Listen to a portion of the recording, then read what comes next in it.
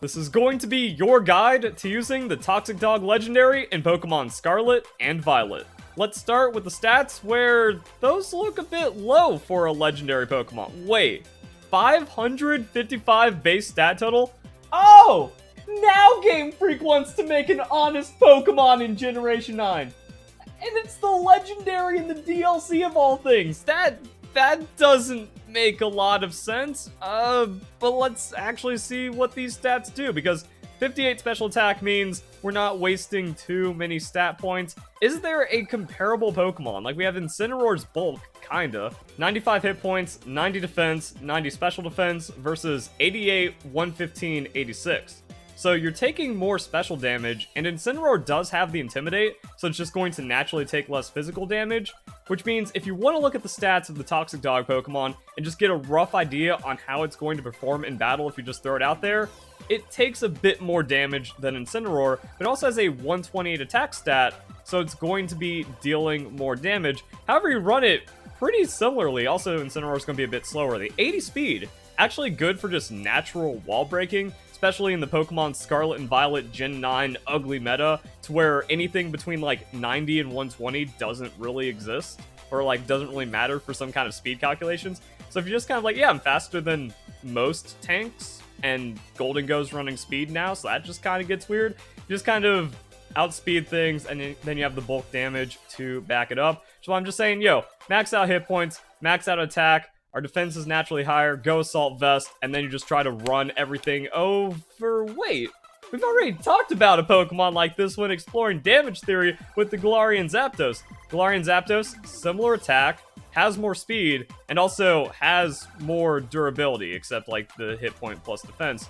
So Galarian Zapdos also kind of crazy since you can just run up with a Trailblaze, Thunderous kick the opponent down, and it gives you like that wall breaking as well. If it's a very tanky Pokemon that isn't doing any damage, eventually you're just going to kick them in the face enough and they can't stand up to it. Defiant even operates similarly to Guard Dog, which is the hidden ability of Okidogi, which we will talk about in a bit. I'm just trying to like find comparable Pokemon since we just have this new legendary Pokemon that exists now. Okidogi isn't just going to like Trailblaze and gain speed. So I'm trying to figure out like, yeah, is this actually a good Pokemon?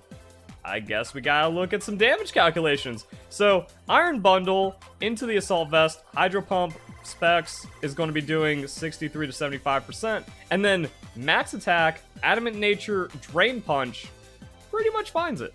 So let's say you take 70%, you're at 30%, you one-shot them, now you're back up to 70, you can take another strong hit, and that's kind of where I got inspired on the idea behind Galarian Zapdos, to where we're also going for coverage attacking. That damage theory kind of gets wonky, especially if you're like, wait, I'm just hitting everything super effective if it's not with Thunderous Kick, and then you kind of build around that for the meta. So whatever meta threats are really common that you want to hit super effective, kind of want to be doing the same thing with Okidogi. You either just like wreck on stab moves and try to like out-sustain them and then just beat them up one-on-one, or you can just one-shot them with Adamant 128 on a super effective hit. Wow, this breakdown has been so honest, I don't know if it's good or not as a Pokemon. The typing, pretty interesting. 4 times weakness to Psychic. 4 times weaknesses feel really bad. There's also a lot of like really common Pokemon, such as Ferrothorn, that have a 4 times weakness to Fire, but it's still a really filthy Pokemon. But then there's some Pokemon that just have a 4 times weakness that makes them completely unplayable. So you get a weird give and take. I don't think Psychic matters. I can't remember the last time like Psychic has been meaningful. You gotta worry about a Psyshock Fluttermane, and maybe like a few other things, but it's actually not terrible. Then a weakness to flying, weakness to ground. That's it. Ground, kind of common, kind of problematic. Always been the bane of poison type Pokemon. Flying weakness though. Yeah, I guess maybe you'll see a weird Terra Flying, or now that Dual Wing Beat is in. But I think you're bulky enough to like survive some of those, especially because flying tends to stay low base power. So you got a lot of neutral hits, and that's where we're just dueling and winning on a stat check. But we actually don't have like crazy stat checking with this. And our resistances are pretty good, so you can switch into quite a lot of moves and then just be ready to respond with maybe some kind of super effective hit and potential KO. Looking at the poison fighting offensively, Golden Go is just a disgustingly designed Pokemon that's also super common because of power creep and nonsense. And it is kind of funny that the Pokemon just invalidates all of your stab. But you can still run other coverage moves. We have knockoff. a super effective high horsepower, almost nothing really wants to eat unless like a full defense tank. Like, yeah, maybe Toxapex will square up with that. Even though Toxapex probably doesn't come out too well at the end of it. Never mind, Toxapex is fine. That's a 3-hit KO, so non-stab, super effective ground-type move. It's whatever, even with a 128 attack Pokemon. So I guess Power Creep has been around for the last couple of generations. It's just more blatant in your face with Generation 9. Looking at the other coverage moves we get, there's a lot. We can go Ice Punch for super effective hits. We have Iron Head, even though the Steel doesn't really matter because we have Stab Poison for Fairy-type Pokemon. We can go Outrage. Just want to like have the super high base power into Dragon-type Pokemon, depending on how common they are. Psychic Fangs, even like 85 power physical Psychic move to just kind of crush things with isn't terrible. So you don't really need a weird Terra type to then get some Terra Blast coverage off of, unless like Fairy Okidogi becomes a thing. You can effectively just kind of fit in whatever coverage your team is missing with this Pokemon, which is actually a pretty good thing. It seems like it can adapt to the meta, like whatever Pokemon are common or whatever Pokemon are beating you, and then you just kind of like slot that coverage in, duel it, and if you take out the threats that are giving your team a problem, it can be like an offensive support Pokemon in that way, and have a reliable, even though I say this a lot, 1-for-1 plus. So now let's talk about Guard Dog. This ability previously existed, but Mabostiff never really took off, so now we can see if it does anything on the Toxic Dog. Immune to Intimidate, and if you're intimidated, gain +1 attack. That's pretty crazy, but these like anti-intimidate abilities haven't really been too needed because Incineroar hasn't been playable in Pokemon Scarlet and Violet.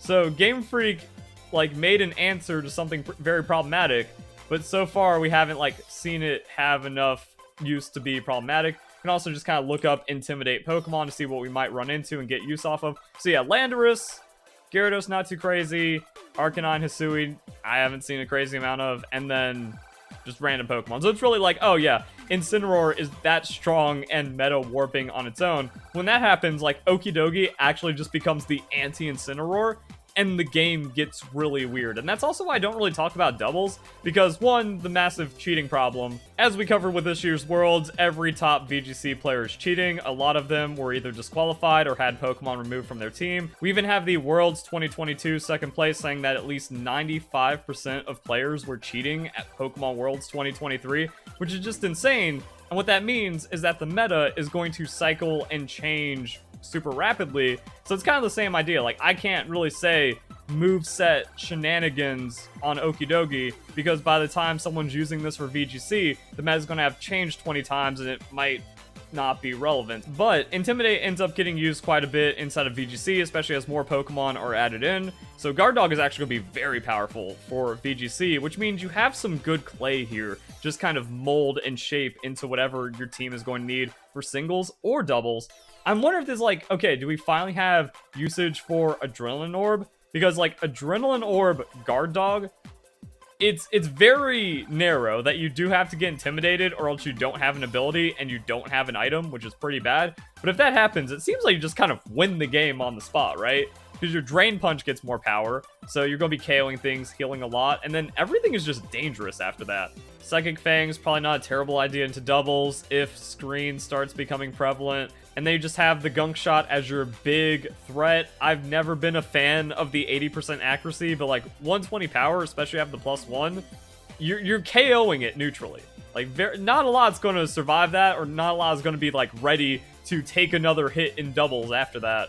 And then again, just kind of like whatever coverage option is good for the meta. And also talking about +1s and Drain Punch and stuff, it's been kind of weird to not really see like a dedicated Terra Fighting Choice Band Pokemon just try to like go Terra Fighting Drain Punch and just out sustain and one-shot everything back. Now the 75 power is holding Drain Punch back, and there's like weird things we can look into now. What is the highest attack Drain Punch Pokemon? This is the Gen 9 team building, so I could show Incineroar, so I guess we don't need that anymore. Conkeldurr is in now, and seems to have comparable bulk to the Okidogi, and gets the Iron Fist, while having more attack. So maybe that's where this strat is just going to work. Then we have Iron Hands, that's going to be more bulk, also 140 on the attack, and then some other shenanigans going on, but it didn't really take off with the Iron Hands. I wonder if like Conkeldurr is actually just going to do that. But another problem why we don't see this is fighting is resisted by a lot, and that can really hurt the strat. And then some of the other existing Pokemon made it weird. So I'm just like, oh, what happens if you take, like, Okidogi, go Terra Fighting, you have Choice Band, and then you're just Drain Punching everything? Solid amount of damage on that 128 attack, but we have seen, like, other comparable attack Pokemon with this potential already, not really do much with it. That does mean you one-shot 85-85 Pokemon. So, I don't know, maybe it's a thing.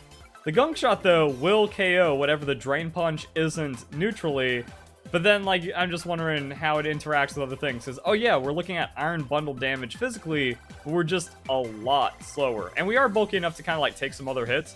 So, yeah, it's what I mean, like, Okidogi just seems really honest no matter how you run it. Even, like, Choice Band coverage attacking, where, again, depending on the meta, you can just kind of fit some other things in. Choice Band knockoff, super effective. That's going to KO everything. High horsepower, Ice Punch, whatever is just going to find the KOs. So it's not only like Drain Punch if you need it.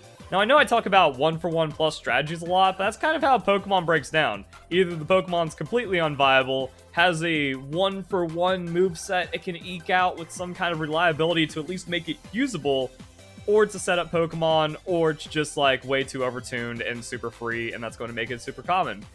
With this, you at least have good Choice Band options, and then coverage and bulk, and you can duel it out with a lot of other Pokemon. Back to Guard Dog. Interesting ideas here, because if Intimidate becomes a thing, Landorus as a lead, always common. Like, if you go Guard Dog, Okidogi lead into a Landorus, you've almost won the game on the spot. And if other Intimidate Pokemon become common in the singles meta, we haven't really seen it with Gyarados. Like, Intimidate and Dragon Dance set up on Gyarados into some kind of strange Terra type just seems strong, but no one's really picked up with it, which is kind of weird. Also, they kind of run Moxie, same thing on the Salamence. And then, like we talked about, Hisuian Arcanine not really, like, super duper played. Or is it just this simple? It works for Urshifu, who I forgot is also a low base stat legendary Pokemon with 550. Now, Surging Strikes is different. It always crits, which means it has, like, an effective 110 base power. So it's a 130 offense Pokemon using a Hydro Pump that can't miss and can't be defended against. Yeah, that's actually, like, really unfair, but the stat profile, offensively, like, 130, pretty much the same damage. 100's bulkier, but it doesn't take a special hit as well. And Water is a really good typing, but the fighting coming in, like, just kind of makes it feel awkward to go up against a lot of the time. However, Poison fighting should kind of be the same. So is it really just, yeah, you go Punching Glove. We're not here for the damage theory. We're just here to two-shot everything neutrally or one-shot them on coverage, and we can find punchy coverage.